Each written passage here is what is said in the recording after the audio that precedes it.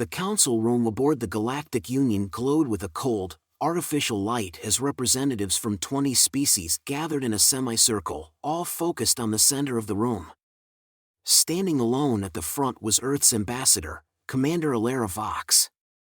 Her sharply tailored uniform sharply contrasted with the flowing attire and armored exoskeletons of the alien dignitaries. Her voice was steady, yet unyielding. As she spoke, the Terran coalition will not abandon its colonies. Our position has been made clear. Across from her stood Grand Dominion Ralek of the Surrim Empire, a large reptilian figure encased in ceremonial armor, etched with glowing runes. His elongated snout twisted into a sneer. Stubbornness is not a strategy, Commander Vox. Your species clings to the fringes of the universe, unprepared for the weight of true power. Vox stood with her hands clasped behind her, her face unreadable. Destroying innocent life to expand your dominion is the true measure of power? A ripple of discomfort passed through the assembly as the representatives shifted uncomfortably in their seats. The Surrim Empire had made its intentions known months before: submit or face annihilation. Despite their technological and military superiority, the Terrans remained defiant. To some, it was foolishness; to Vox, it was a matter of survival. Ralek hissed, stepping forward. You would do well to reconsider. War is not a mere game, Commander. It is an art, a science, a means of dominance. Your species is utterly unprepared for any of it. Vox tilted her head slightly. If war is an art, Grand Dominion, humanity is its most critical judge. History shows that we adapt quickly. The room fell silent, broken only by the flickering of the holographic display. Ralek narrowed his eyes, visibly losing his patience. With a sharp gesture, he signaled to an aide, who stepped forward and handed him a crystal data shard. This, Ralek declared, inserting the shard into the display, is what awaits you if you persist in defying us. The hologram expanded to show the once thriving Terran colony of Atheron 3, now reduced to rubble. Its cities lay in ruins, fires ravaging its surface, while fleet ships hovered above, energy weapons glowing ominously. The shocked murmurs of the representatives confirmed the gravity of the devastation.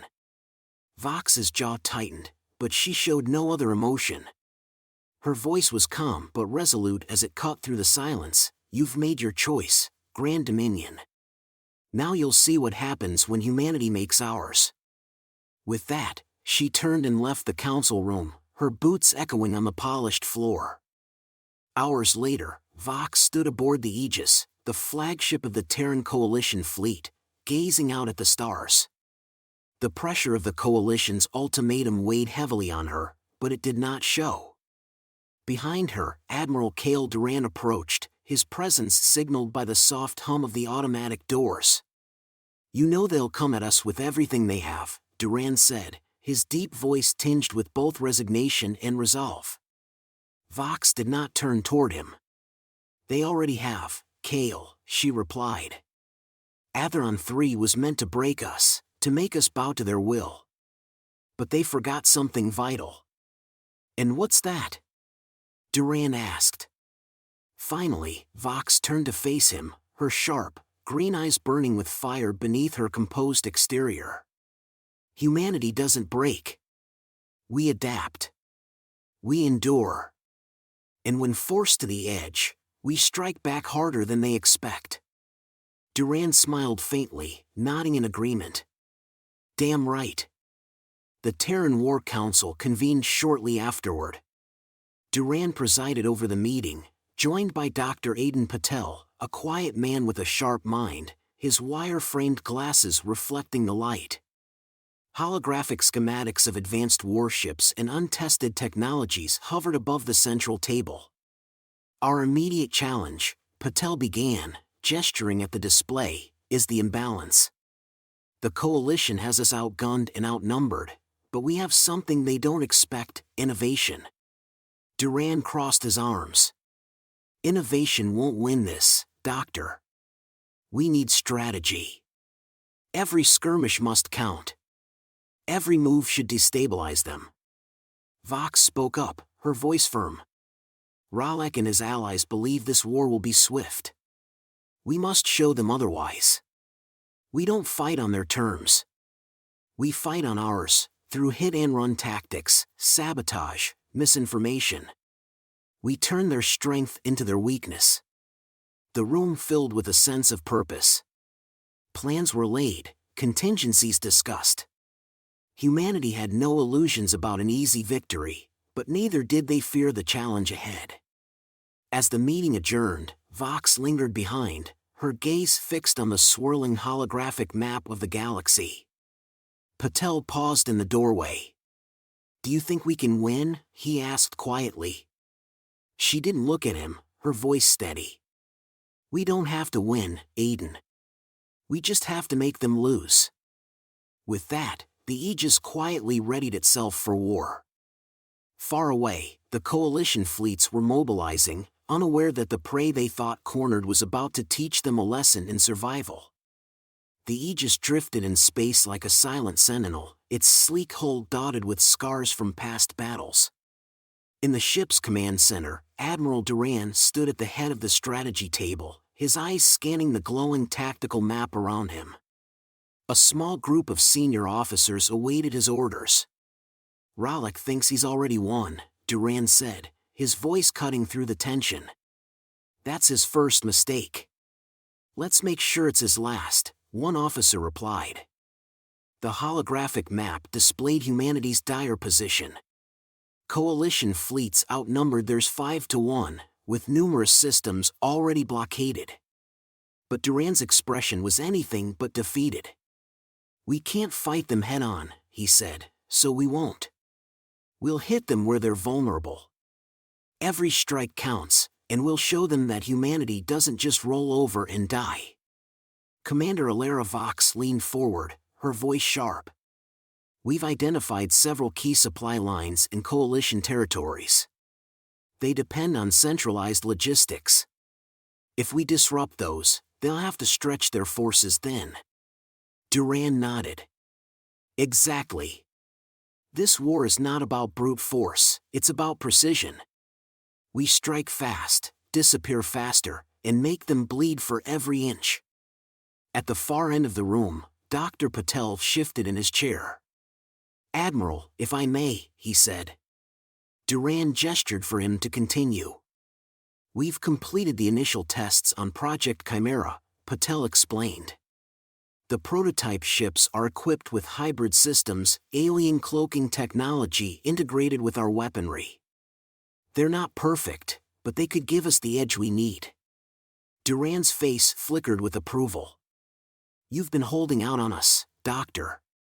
"We wanted to be certain," Patel replied. "There's still a risk the systems could fail under prolonged combat conditions, but we don't have the luxury of waiting for perfection," Vox interrupted, her tone decisive. "If these ships can give us even a fraction of an advantage, we deploy them now." Duran gave the order. "Prepare the Chimera fleet." Within days, Operation Blackout was underway. The first mission was a calculated strike against a coalition convoy in the Zenith Corridor, a critical supply line for the reinforcements. The Terran ships moved like shadows, their cloaking systems rendering them invisible. On board the Silent Striker, the Chimera fleet's lead ship, Commander Vox monitored the operation. The tension was palpable as the Terran ships closed in on their targets. "Hold position," Vox ordered. "Wait for the signal." The seconds ticked away like hours, but patience was the key to their strategy.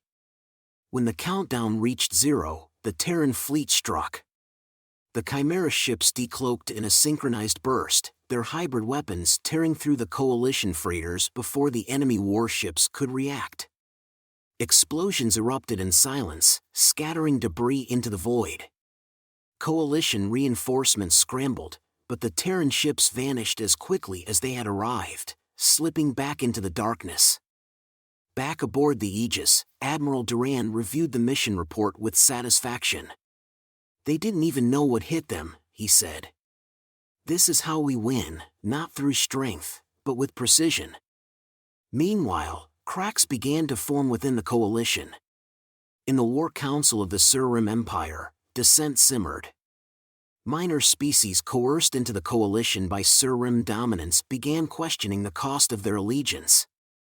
Humanity's unexpected resistance had exposed a vulnerability in the coalition's unity. Rollick's fury was palpable as he addressed his subordinates.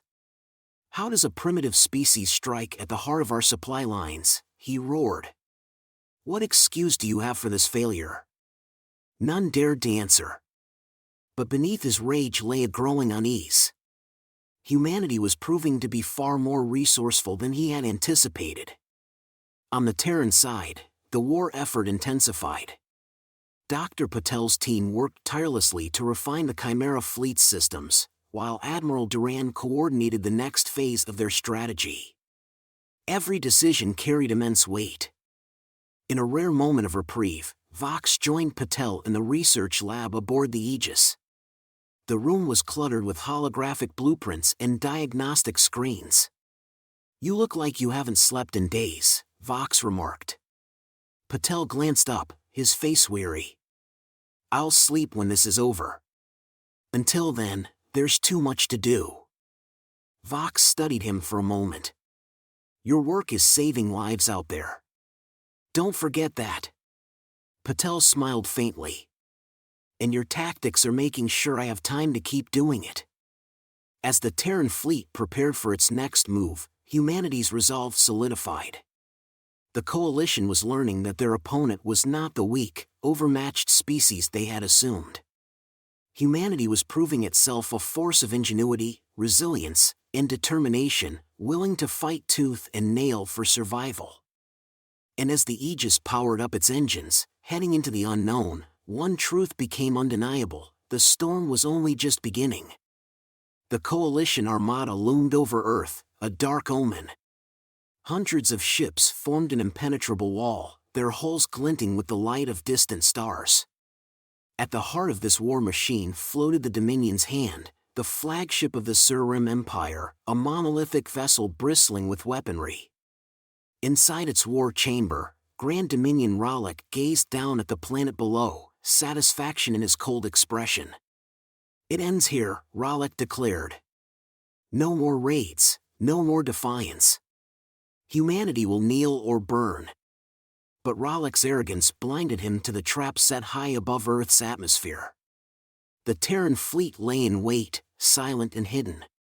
On the bridge of the Aegis, Admiral Duran stood rigid, his eyes fixed on the tactical display. The coalition's formation, a vast web of red, encircled the planet. For all its strength, the web was full of gaps that Duran intended to exploit. "Status?" he asked in a low voice.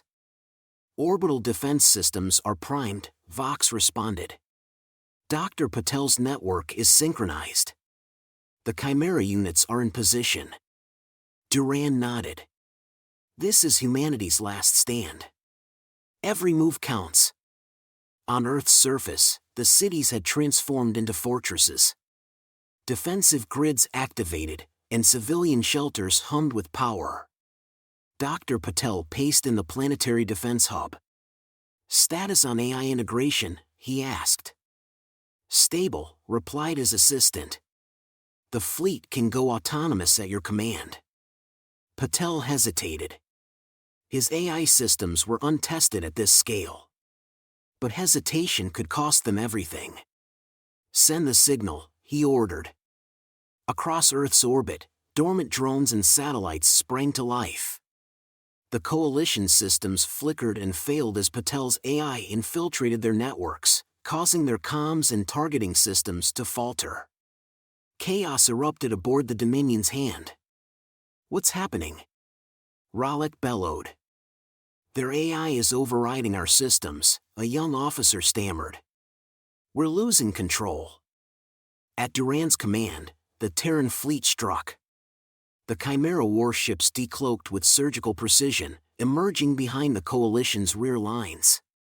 Advanced weaponry, built from reverse-engineered alien technology, tore into enemy ships. Explosions filled the void, and shockwaves rippled through the once impenetrable armada.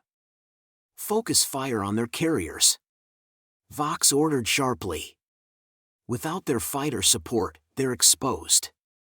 The Silent Striker led the charge, weaving through enemy fire as it launched a barrage of plasma torpedoes.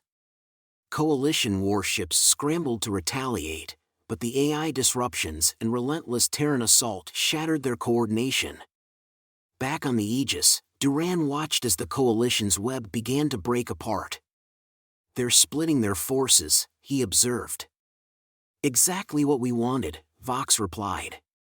"Now we isolate and dismantle them." The turning point came when a squadron of Terran drones infiltrated the Dominion's hand. Patel's AI hijacked the flagship's targeting systems and redirected its primary weapon, the Planet Killer cannon, toward its own fleet. On board, Ralek realized too late. "Deactivate the cannon," he roared. But the engineers were powerless. The cannon fired, obliterating a Coalition battlecruiser in a blinding flash. The surrounding ships scattered, their morale shattered. On Earth, Patel exhaled, his shoulders slumping in relief. "It's working," he said softly. "It's more than working," his assistant grinned.